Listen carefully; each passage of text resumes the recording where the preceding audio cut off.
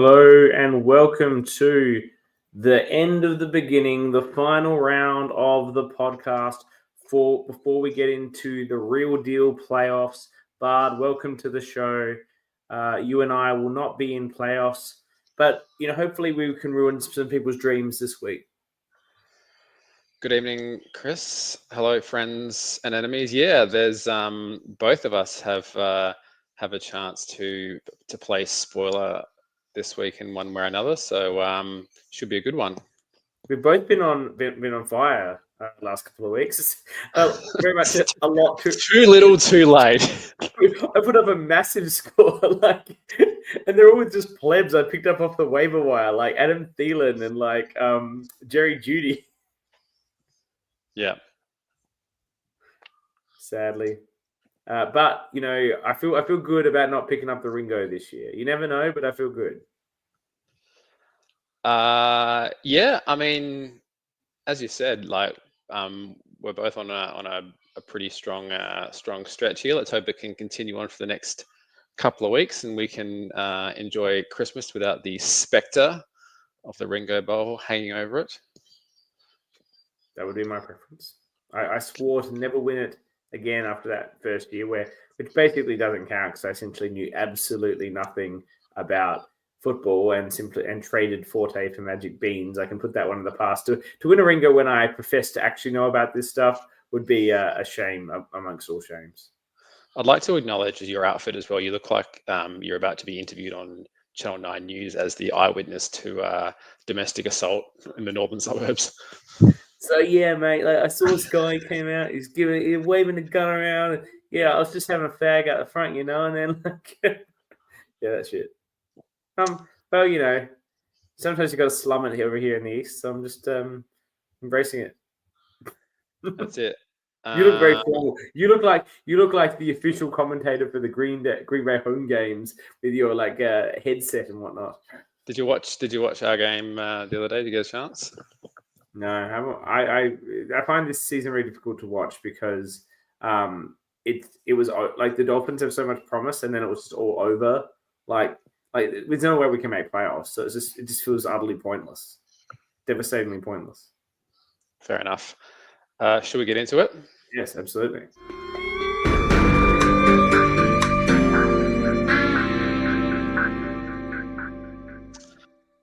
I'm not going to put anything. Oh, it's still playing. Yeah, I can do the music for you if you hit pause. Normally I do the music. I didn't realize we had an extended mix of that one. All right, I'm not going to put anything or anyone on trial this week. However, I am going to use this as a bit of a soapbox in order to put the league on notice as we head into the playoffs. So last year we had a bit of a debacle where there was a notable lack of participation from one member of the league who was not in the playoffs.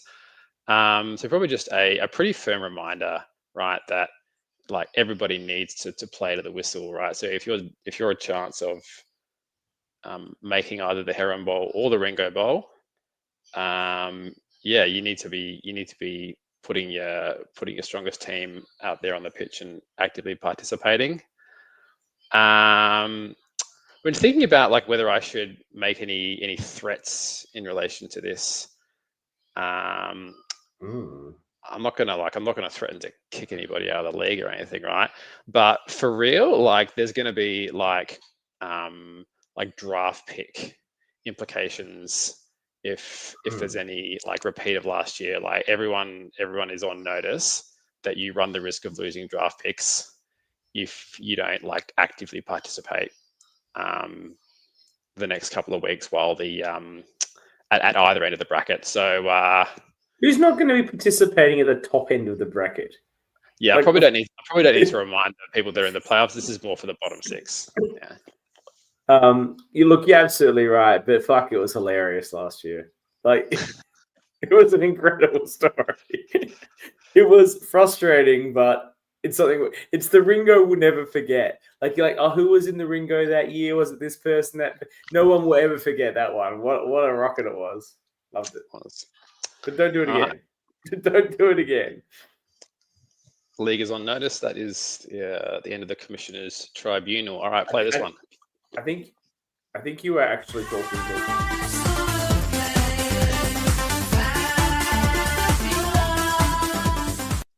The person you were talking to be clear, is probably Stu, because he's really checked out this year. Oh yeah, we'll talk about more of that shortly. I wanted to do a quick fab section because it was actually the biggest fab week of the year in terms of dollar spend.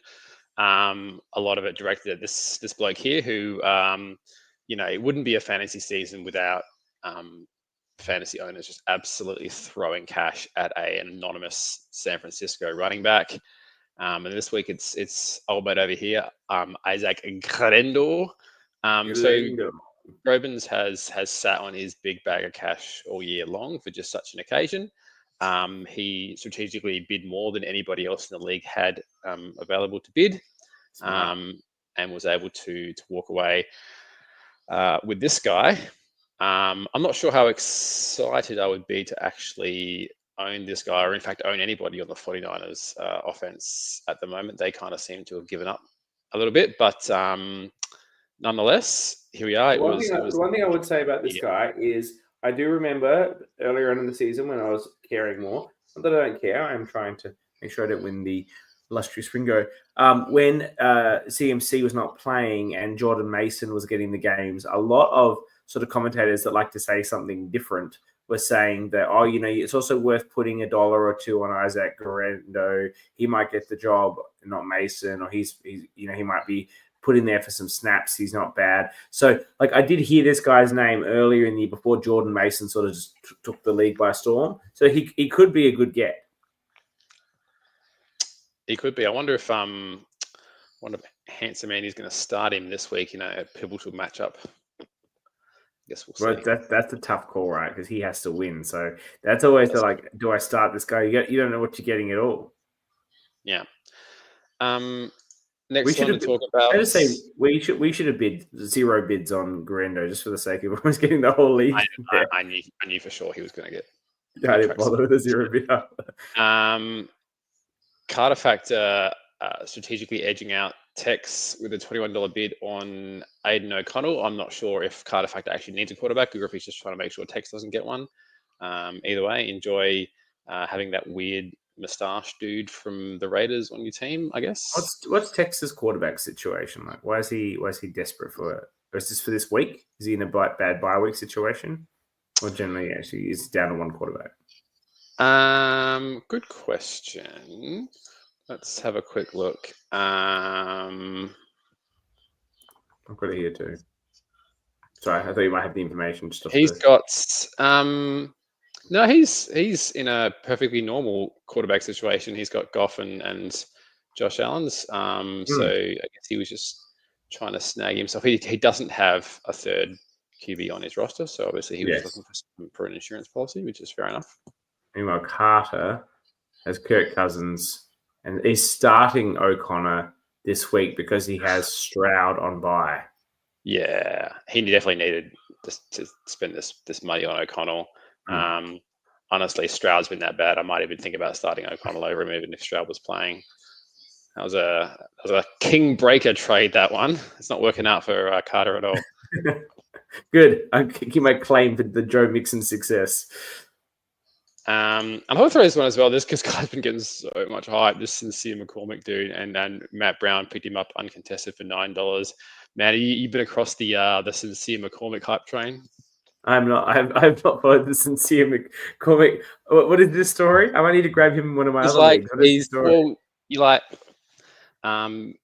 This running back job in Las Vegas is kind of up for grabs at the moment, and people thought it was going to be Amir Abdullah, but this guy actually led the team in rushing last week. So yeah, he's getting a lot of buzz. So would you drop Jonathan Brooks for Sincere McCormick going into the final 4 games?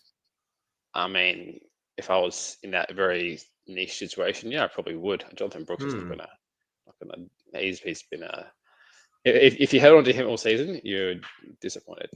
No, I picked him up when someone else dropped him, and now I'm considering. I think who was it that held him all season in our league? Is it Jono? Brown? Jono? I'm talking about a different league where I'm actually in the playoffs. Should I pick up this Sincere McCormick person? How sincere are you about your competence? Why not? I mean, like, the Raiders are an absolute wild card. You never know what's going to happen with them. He scored 7 points last week. Why are we into this guy? I don't know. There's buzz, mate. It's a groundswell. Can I say? All right, let's get into the main event. All right, so we're going to look at the ladder and the matchups. Right, so a few things going on here, and I'll try and break it down as best I can. So the top 5 are locked into their playoff spots. Okay, they cannot be dislodged. However, the top 2, including the minor premier, are both in jeopardy, right? So this top 5 could shuffle around substantially. There's only 2 wins between 5th and 1st, and obviously the 1st and 2nd seed get the bye, right? So it's well worthwhile if you can finish in that top 2. So we're going to go through and look at the matchups. I have ordered them. I've ranked them in order of importance. So we're going to do the most important first.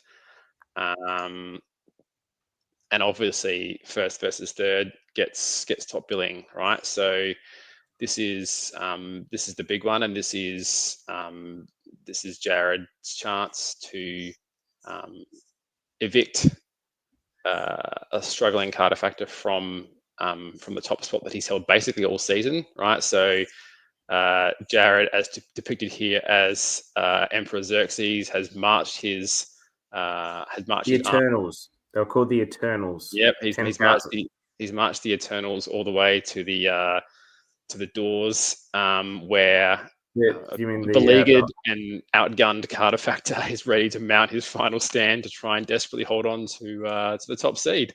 And it's not off to a good start, because Jared is already up to 41 points in the matchup based on Thursday night football. And unfortunately, in Thermopylae, just like the famous goat herder led the Eternals through the back pass, CJ Stroud is single-handedly just as a backdoor destroying Carter's team in the hopes of success.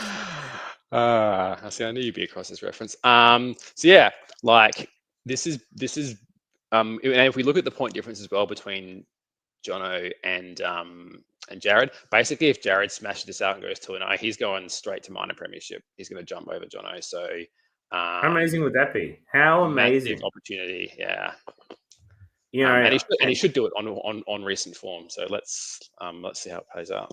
And there's a lot of buzz for the Gold Coast draft. There's buzz from myself, from Carter. And do you know who else will be buzzing from this outcome? Tex, who you know is going to claim at least some percentage of this victory due to the controversial draft strategy. Right, yeah, of course. Realistically, I think Tex did almost nothing in that draft other than relay picks, but I'm happy to foster a bit of controversy for a good storyline in the league. But I'm pretty sure Jared drafted his own team and drafted a good one. I don't want to, I'm having some fun with it because it's fun, but I don't want any. I seriously think that it's Jared's team. I'm not in any way suggesting Tex is making the draft picks. If Jared succeeds this year, he's done it on his own and he deserves its success. And I don't want to make it seem like we think any different, because good on him if he gets it. Yep. All right.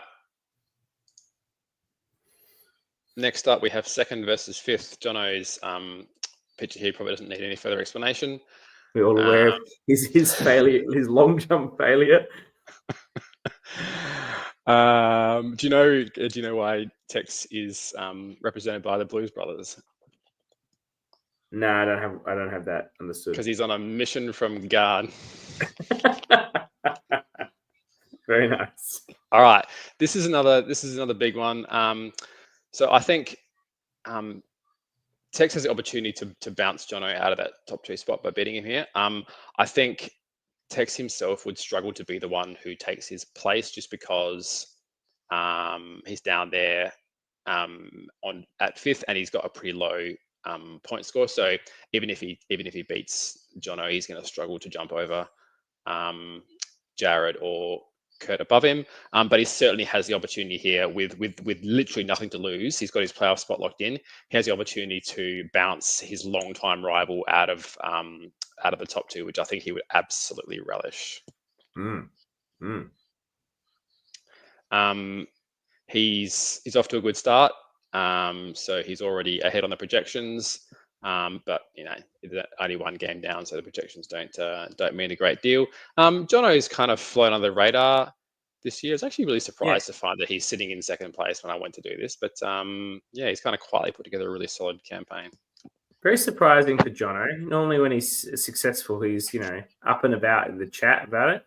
He's been keeping this nice and quiet. Yeah. Oh, also that Jared Carter match is, of course, for the belt. Okay, great. So big 1 versus 3 for the belt, and sadly, it means the belt cannot make its way down to us in the pleb bracket, which is very disappointing. Sad. The belt should never be in the pleb bracket. It gives you something to play for, Bard. I wish it was there. Okay. All right. Next up, we have 6th versus 10th. All right. So Matt Brown, who's on a bit of a slide, he's in that 6th spot, which is up for grabs, right? And so the 2 teams below him, who we'll talk more about shortly, can both potentially displace him if he loses, right? So they have highest points for, or not? They do. They do both. The teams below him both have higher points. So if he goes 0-2 and he gets absolutely smashed this week, he could potentially lose his playoff spot. He is represented here by Davy Crockett from the 2004 film Alamo, obviously retelling the classic American story of the desperate last stand at the Alamo in the face of the overwhelming Mexican army, which is currently in the form of Red Rifle Redemption, who are on a bit of a tear, who don't have a lot to play for other than possibly spoiling Matt Brown's playoff aspirations. And on the fateful final morning before they eventually overran the Alamo, old mate got up there on the walls and played a rousing tune on his fiddle in defiance of the Mexican army. So this is MB2's last stand for the year. He needs to hold and get at least a point, or he is bounced out of here. Assuming the other 2 lose, or is that almost a guarantee that one of them will win? We'll come to it. It's not a guarantee, although I think he'd be very, very concerned about at least one of them. It was a fun little bit where he sort of realized his team was in dire straits in a bye week sense this week, which I've been talking about literally for 3 weeks. He obviously does not watch the show. He definitely have never watched the show. How many times did I say MB Brown has a really bad bye week against me last week in the final week? He was also very confused, thinking that you had scheduled playoffs during byes, and he was very upset about that. He was very confused about the whole situation. But I've started off a good 11 points from your boy, your most hated Packers wide receiver, Watson. That's not bad.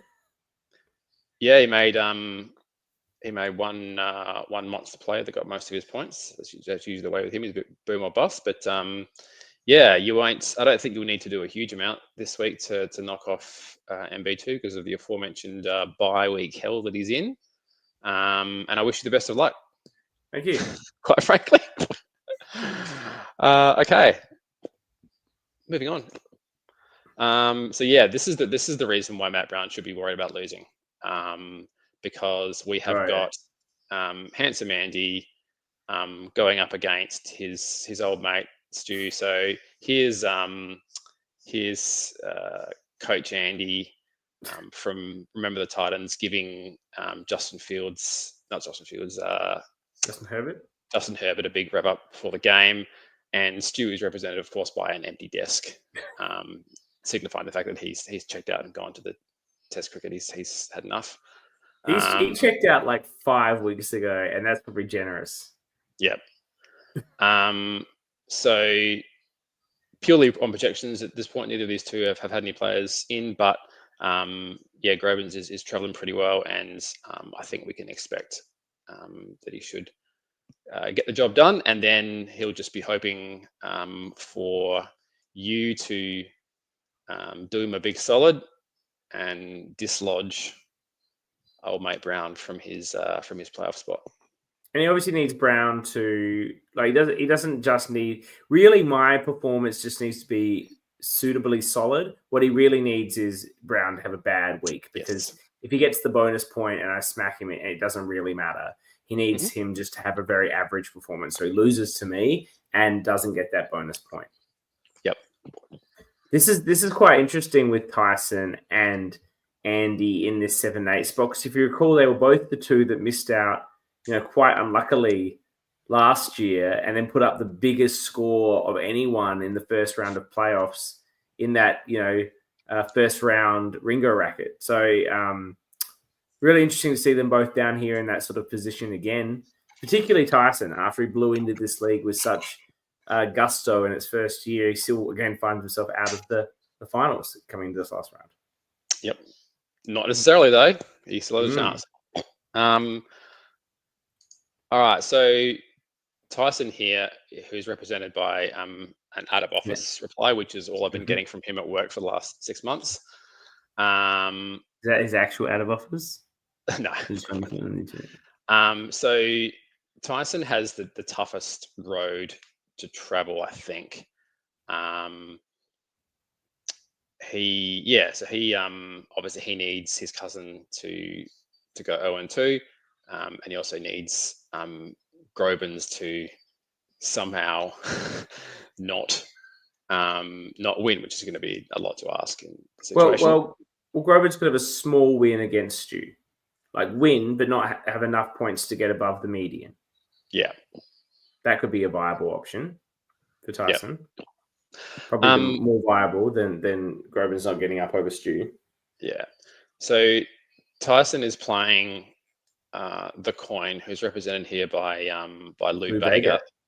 What's a little bit of Lou Bega, obviously famous for Mumbo number 5, which I was reminded of this because we collectively ranked James number 5 in the mid-season power rankings. And since then, much like Lou Bega, after that initial burst of success, he's absolutely fallen apart and is now languishing in obscurity down at the bottom of the ladder. Yeah, I spoke to him last night. He said we cursed him. We cursed him by ranking him in the middle. The fact that you and I have gone past him is insane. Don't forget, 3 or 4 weeks ago, he had the highest score of the round and was second highest and one of the highest losing scores ever. He actually has his points for the season is top 6 in the league. Yeah. He's actually been really unlucky, even with the bonus point system, to end up where he is. It's so unlucky. Yeah. In fact, you'd say he's just as unlucky as Lou Bega was lucky to have 1 hit.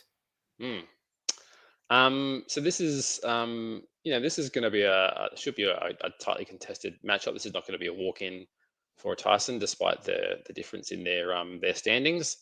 So yeah, this will be one to watch. This is a big one for the playoff picture. You know that Lou Bega was German? I did not know that. German. There you go. All right. Here we have 4th versus 9th. I've put this one at the end because neither of these teams really has much that they can accomplish this week. Can you not impact Kurt's ability to not make the top 2? Kurt hypothetically can make the top 2, but it's going to be really hard because he's a fair way behind on points, and he's got Jared and Carter playing each other. It's a really tough road for him. Likewise, I could hypothetically drop into the bottom two, whatever. Anyway, Bardnox here is. Are you not concerned about dropping into the bottom two? Surely you don't want that Ringo on your record. Well, you don't. Dropping into the bottom two doesn't mean you're going to get the Ringo, mate. It just makes it a little bit harder to avoid it. But yeah, I would prefer. I prefer not to. But Kurt's in a bit of a rough patch at the moment. My team's off to a strong start with 3 touchdowns from Josh Jacobs, so I'm pretty confident here. Bardnox is represented. Yeah, sorry. Bardnox is represented here by Jameis Winston.